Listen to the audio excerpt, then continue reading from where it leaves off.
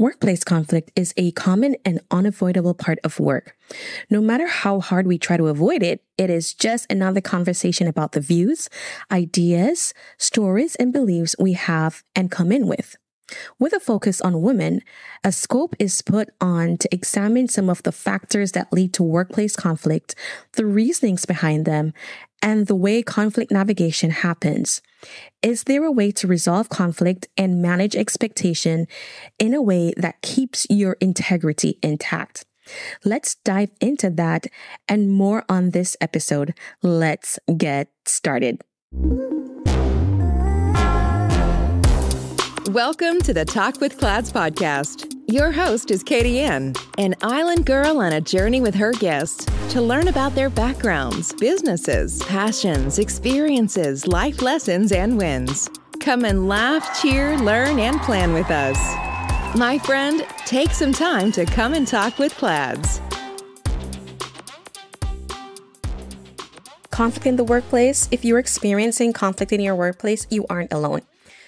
This turns out that you might actually be in the majority. According to a Forbes article of April this year, as many as 85% of employees experience some kind of conflict.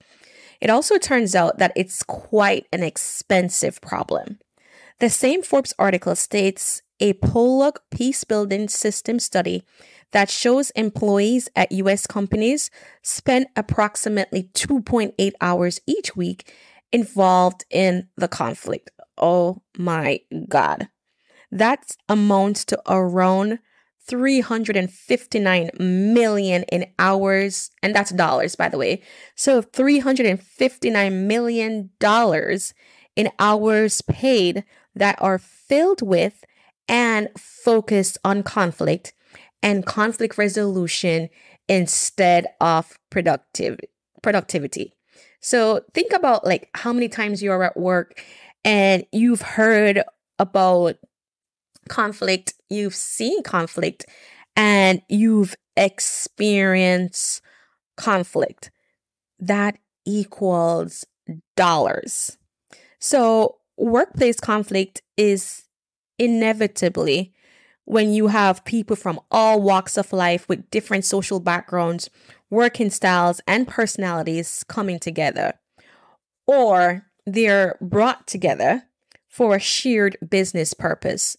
They're becoming increasingly rampant due to the current social political landscape, access to various information, and racial inequity discussion at work. This is the big picture, right? This is the big picture.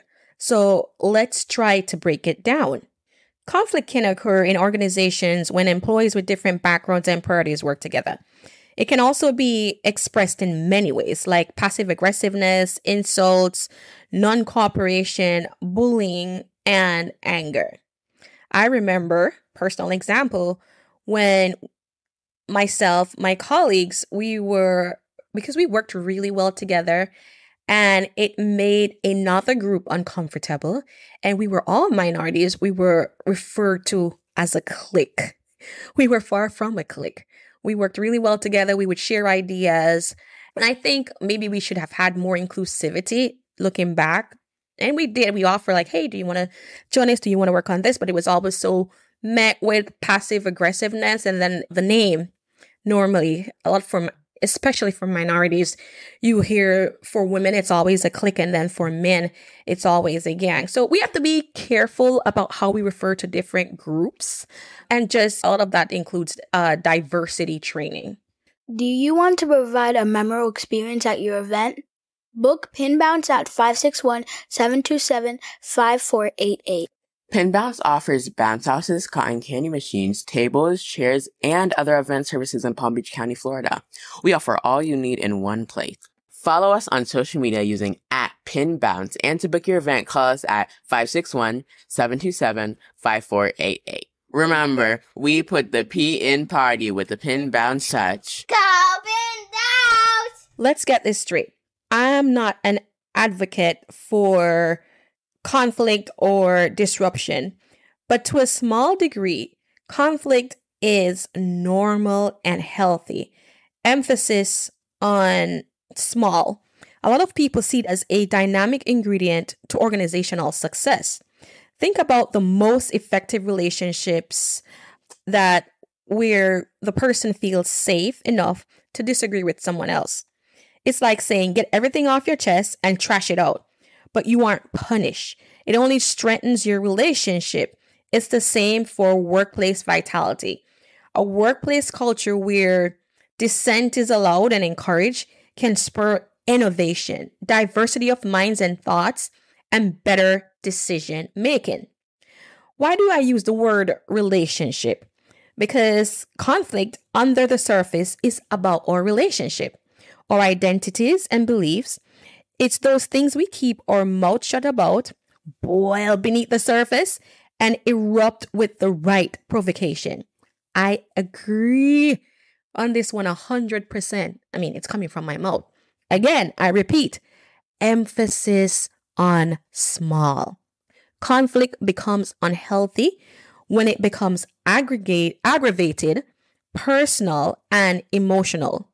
Good conflicts lead to better results and higher levels of trust, but bad one leads to lower and bad results.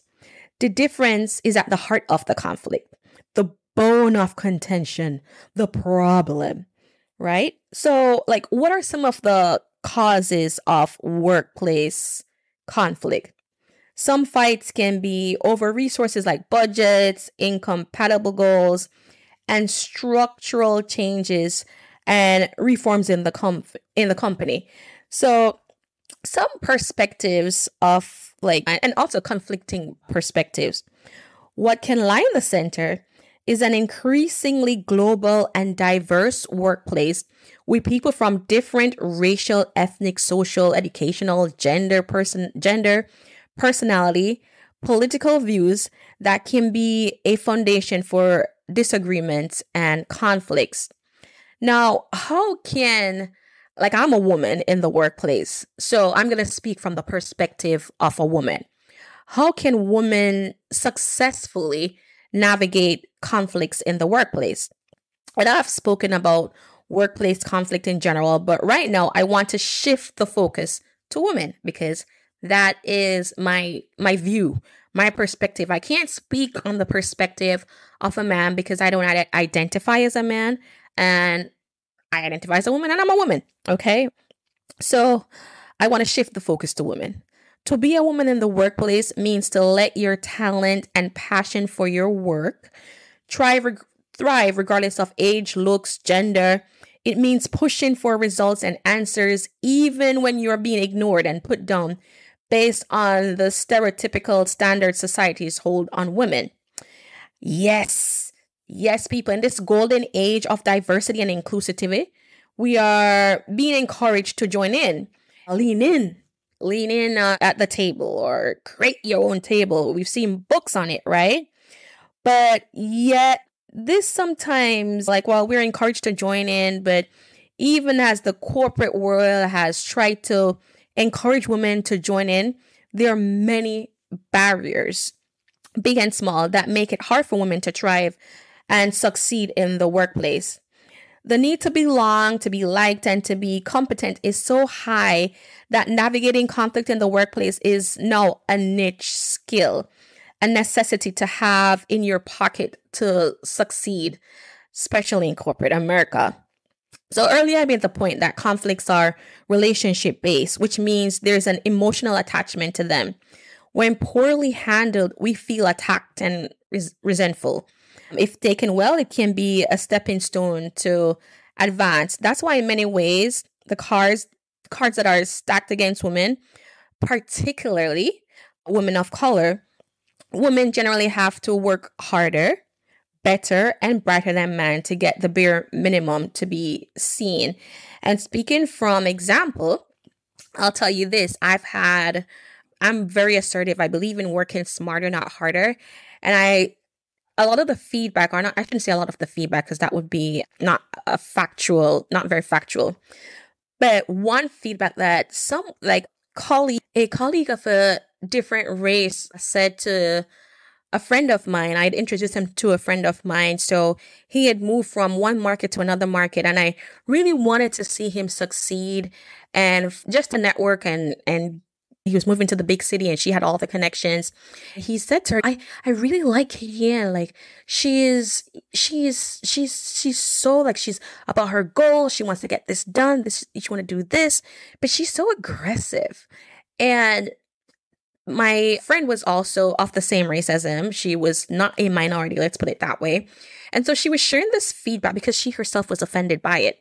And so he saw my assertiveness as aggressiveness. And that's something that women that are minority are always, it's a stereotype. You can't be assertive. How dare you speak up? How dare you go after whatever the goals are? I had another male said to me, Kadianne, why do you work so hard? Like, why can't you just come in and do this? It's like he wanted me to do just the bare minimum, which is what he was doing and doing it very successfully. But that's not part of my DNA. But unfortunately, my professional experience has been that that's not an uncommon feedback being a woman who's a minority. In many small and glaring ways, we have different approaches and strategies from men. For example, a 2013 study done by Women in Research examined the behavior of male and female managers as third parties in dispute resolution. The results showed that women compared to men who took on the role of a third party could facilitate an outcome that was both acceptable to the disputants and met the organization's interest. The study also showed that women managers showed less influential, powerful, and autonomous behaviors and always adjusted their behavior according to the power embedded in their role. Women who negotiate are sensitive to their leadership context, and when resolving matters, they show empathy and respect. So, are these attributes more due to the fact of socially constructed gender norms? Women are often seen as peacemakers within an organization, choosing conflict avoidance strategies because we experience greater anxiety and discomfort from conflict than men and have lower tolerance for disagreement. Women are intimate and relational in conversation, whereas men tend to be more assertive, direct, confrontational, braggadocious, and compromising. Women are trusted to better deal with sensitive and emotional issues. But that is women trying to avoid or comfort men in the workplace. But what about women against women, right? Don't be surprised. We fight and misunderstand ourselves as well. A study shows that over 40% of bullies in the workplace are women. Let that one sink in. Interestingly, women target other women in conflict over 70% of the time. How? We communicate less directly, hinting at the problem, going behind backs to talk instead of cutting the chase. Women have different personalities, experience, views, and beliefs like humans. In the melting pot of workplace diversity, women with different ideas and experiences will likely have different workplace challenges and career obstacles. The obstacles are due to the different stereotypical biases against them because of social identities, which make it difficult for them to adjust, cope, and thrive. So I'm sure you might have heard or even said, I get along with the men I work with. It's the woman I have trouble with. I've heard that so many times. If I had $1 for every time that I heard that, I'd be a millionaire by now. The culture in the media, be it books or movies, depicts the idea that women are disposed of due to nature or nurture, or both to be hostile and competitive with other women. But the truth is not because of some internally motivated female tendency to be antagonistic to other women. It's because of the nature of differing social identities and the highly gender nature of the workplace. We're kind of pitted against each other at times. So gender workplaces are controlled and dominated by men. And I like to say a lot of that, I don't know if that's just my experience. A lot of times I'll see like the leaders are men, and then the supporting team is for the most part female. So gender workplaces are controlled and dominated by men. In such places, women's advancement and opportunities are far more limited than men. And as a result, women are forced to compete with one another for access to the resources needed to boost their careers. To be honest, this happens everywhere. So this environment becomes toxic instead of welcoming and supportive. Women also complain about their female bosses, calling them cold and uncaring. But think about it.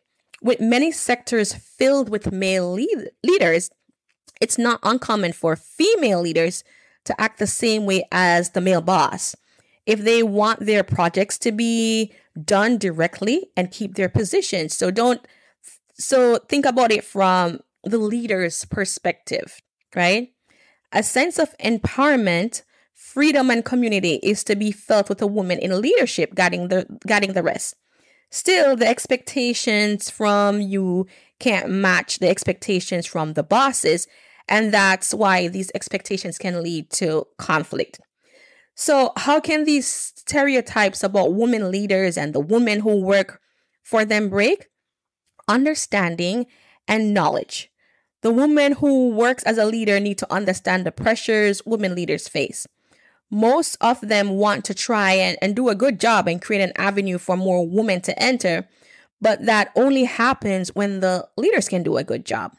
Women leaders also need to pay attention to gender stereotype in the workplace and try to make themselves available to someone like who's more junior for counseling and mentorship succession. I was listening to someone speak, and she said, I am mentor, but I also sponsor. And I asked, what do you mean by sponsor? She said, I set women up for success. When they're not in the room, I speak about them. If I see a position open, I speak about them. I sponsor them. And I really, really love that concept. And I feel like more women should mentor and sponsor. So there's a way to be liked yet respected for the work ethic. Speaking for the differing social identities, the first and foremost intersectional difference socially is race, and that affects Black women and white women's workplace relationship. Dare to disagree, right? Can we dare to disagree? Dare to disagree, but most of all, you'll be angry that no group of women is more disadvantaged in career pursuits than Black women. This is a fact. According to a 2019 article published on the Porchlight website, as of 2016, Black women constituted 13.4% of the women in the United States, but only 1.3% of executives and senior level managers compared to 22% of white women. So let me repeat that statistic. So Black women constituted 13.4% of women in the United States, but only 1.3% of executives and senior level members or managers compared to 22% of white women. Black women have lower promotion rates than comparable qualified white women, experience job segregation, and feel more pressure to modify their physical appearance and attitude while having to dream small and accept the status quo. And I can give you an example without saying where this was. I was in corporate America position, and I guess you would say like I fit what they wanted the Black person to look like. So the long hair, that is not necessarily mine, but paid for. So I guess you can say it's mine, but it's not growing from my head. And the sample, let's say the sample size. So we used to be referred to as like the Charlie's Angels because we fit a certain look. Myself and my other colleagues that were not necessarily Black, but we were all sample size, all the flowing hair and makeup to the gods to kind of have that type of look, right? And I felt like I needed to look like that to be successful. And so we had someone else that was hired that she wasn't sample size. She was thicker, which a lot of Black women are, women in general. And she wore her natural hair and she had the bright lipstick. And I would say she was more like the what people would say is natural, the stereotype of what is natural. And I can't tell you how many times I had a senior manager asking me to coach, because she was junior to me, asking me to coach her to be what they felt that organization's look was supposed to be. And it was one of the most uncomfortable experiences that I have experienced in my professional life, because I couldn't believe that it was happening. And I was probably at the beginning or the early stages of my career, so I wanted to succeed, but I stood up because I felt like if I allowed to say what is this organizational, what the manager, and I'm not saying that like this came from the CEO, but that this came from my department, which was is a position of influence, that was saying, oh, you need to talk to her about her look, and I'm like, well, what is the look? Define the look. Like, we are human beings. It's actually discrimination.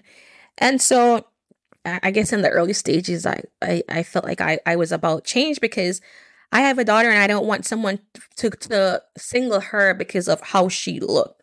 So those are stereotypes are one reason why the experiences and views of white and Black women differ.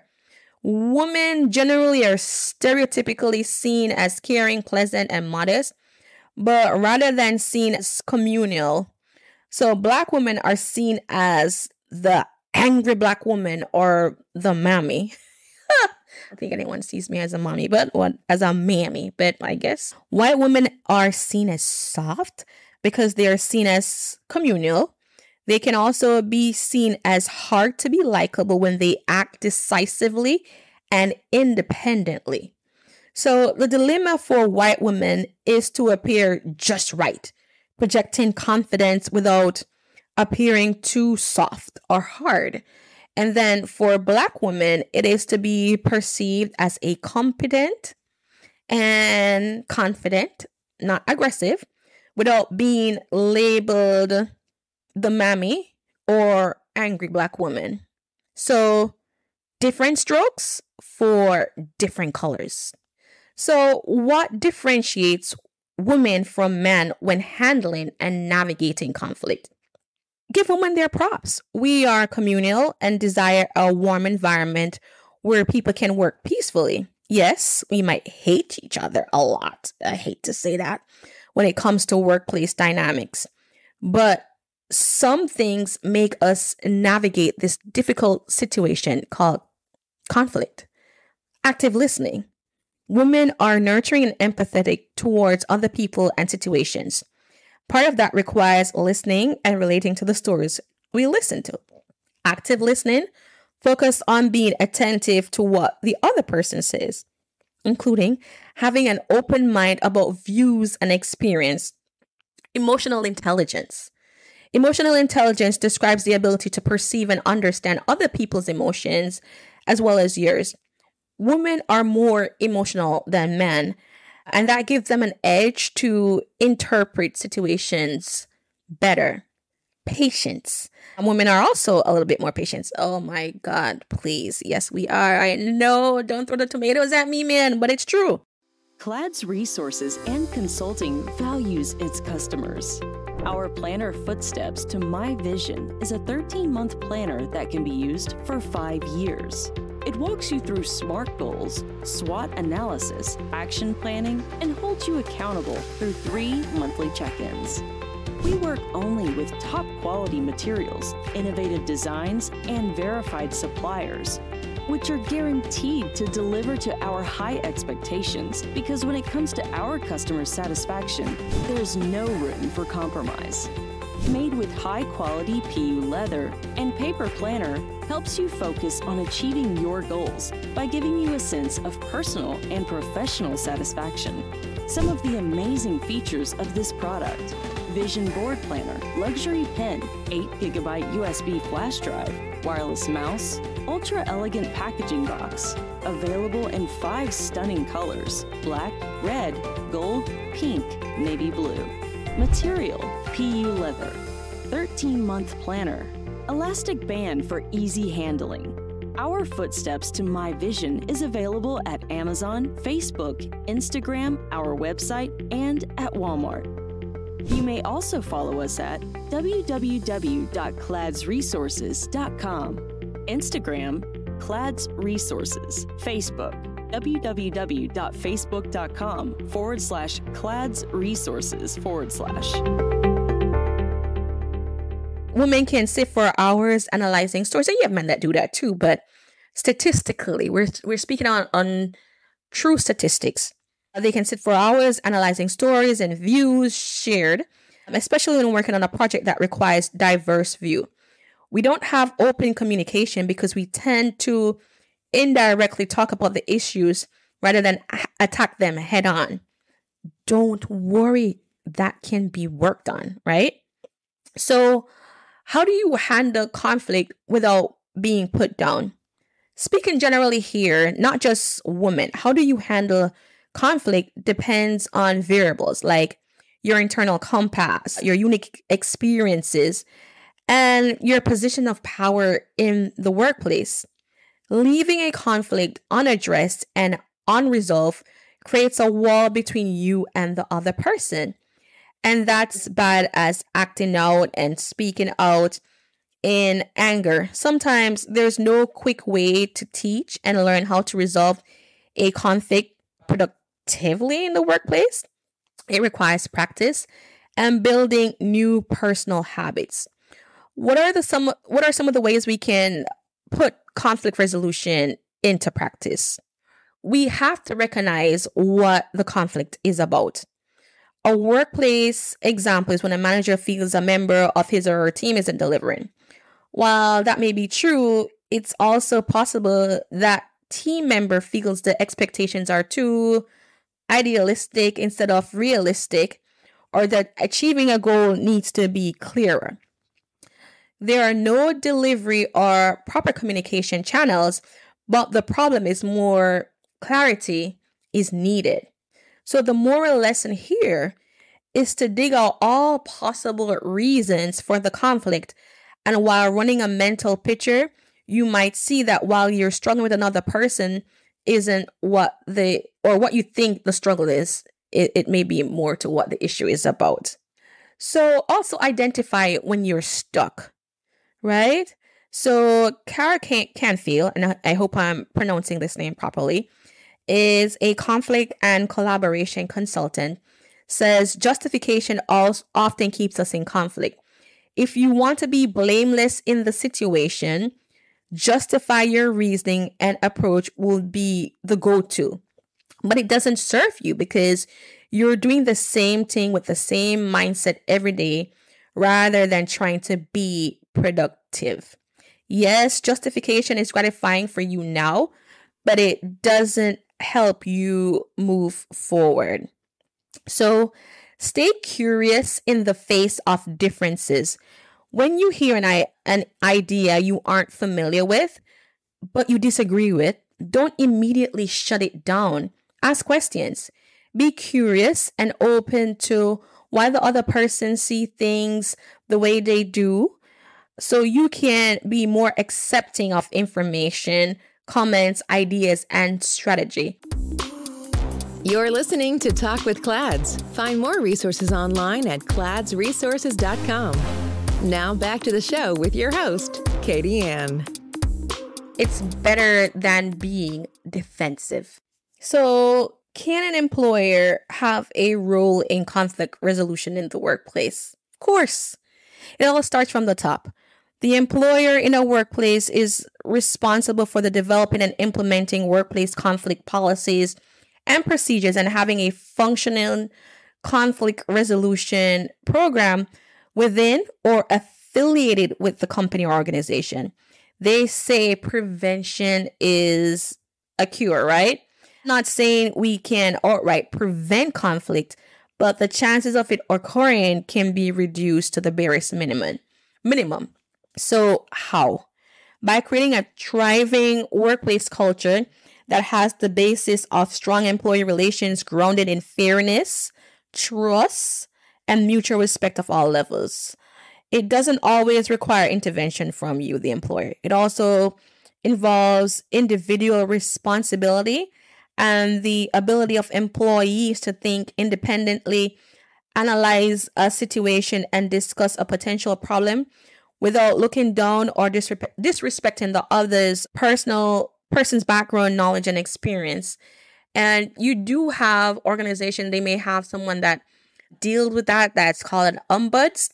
Hopefully I can get someone who operates in that space to come and speak a little bit about what an ombuds does. But also the goal of this is also to kind of equip you with conflict in the workplace. So we can also build stronger employee relations. Conflict in the workplace is something that needs to be resolved quickly and equitable while trying as much as possible from happening from the outset. The foundation is employee relation based on fairness, trust, and mutual respect. So I'll briefly mention the tips for a strong employee relation. After all, it is a relationship between people. So interactive communication. It's a two-way street between employees and between employees and managers.